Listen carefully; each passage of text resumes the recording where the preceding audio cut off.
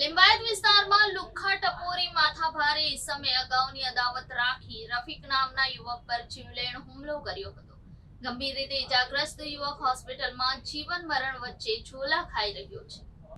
લિંબાયત વિસ્તારમાં આવેલ ઓમનગર ટેનામેન્ટ પાસે જૂની અદાવત રાખી જીવલેણ હુમલો કરવામાં આવ્યો.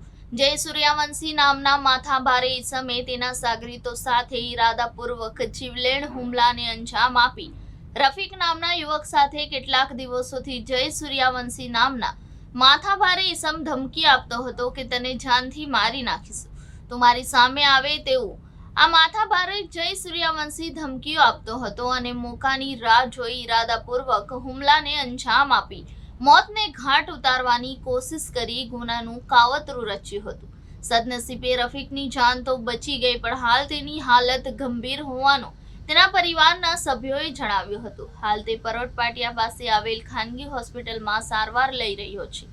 લિંબાયત પોલીસે ઘટના સ્થળે પહોંચી આગળની કાર્યવાહી હાથ ધરી છે. પરિવારે આરોપીને કડકમાં કડક કાર્યવાહી થાય તેવી લિંબાયત પોલીસના પીઆઈ શ્રીને રજૂઆત કરી છે. આવા માથાભારે ટપોરીઓ ઉપર લિંબાયત પોલીસ લગામ લગાવશે ખરા તેવી લોક ચર્ચા થઈ રહી છે. લિંબાયત પોલીસ સ્ટેશન વિસ્તારમાં ગઈકાલે એક બનાવ બન્યો હતો, જે અનુસંધાને બંને પક્ષોએ સામસામે ફરિયાદ નોંધાવી હતી.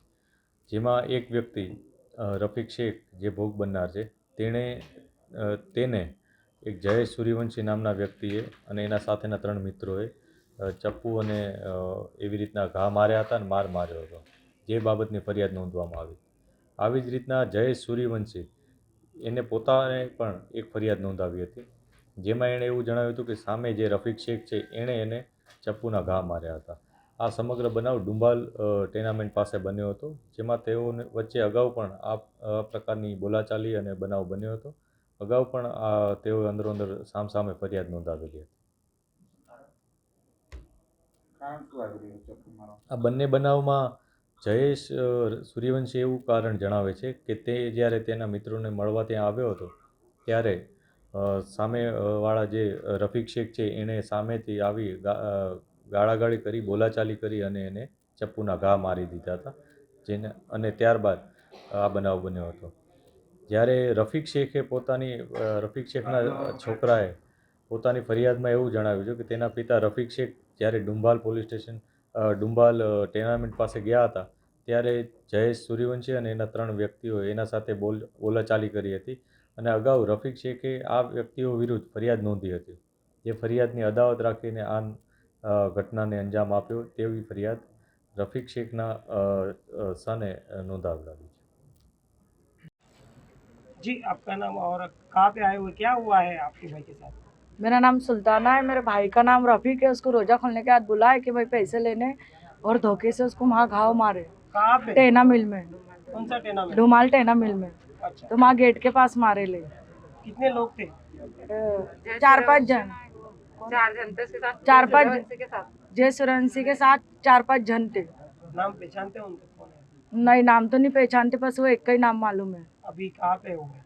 वो नहीं मालूम। आपके भाई कहाँ पे है? मेरा भाई दवा खाने में, इन्हें हॉस्पिटल में।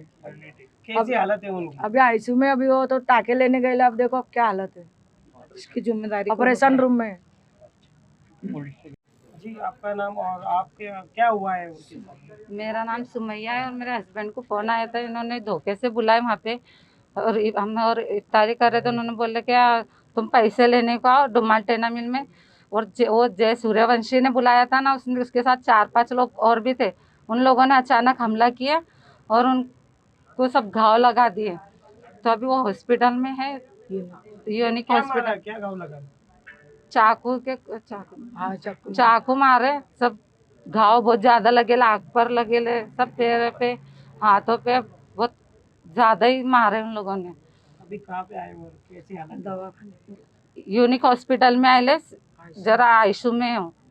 आप पुलिस प्रशासन से क्या चाहते हैं? कार्रवाई करने का है उनका। अभी कैसी हालत है उनकी? जरा अभी तो कुछ आप बोल नहीं सकते, क्योंकि अभी तो बातचीत भी नहीं कर रहे। हालत तो बहुत खराब है।